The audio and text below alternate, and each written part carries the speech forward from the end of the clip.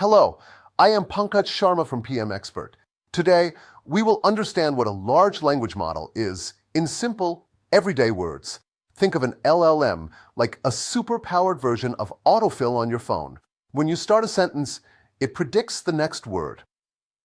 If you type the grass is, the most likely next word is green. The model is simply guessing what word comes next based on patterns. How did it learn?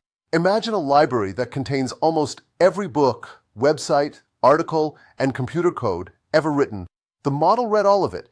It did not understand stories like a person. Instead, it learned patterns.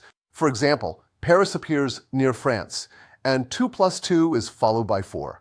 From all those patterns, it builds a giant map of how words relate to each other. Why is it called a large language model? Large means it has billions of internal switches called parameters. Language means it processes human language and code. Model means it is a mathematical representation of how we talk. Is it thinking? Not really. It is more like a highly advanced mirror. It has no feelings or beliefs. It generates answers one word at a time. Summary: an LLM is a program trained on a mountain of text to predict the next word. That single skill allows it to write essays, answer questions, and even tell jokes.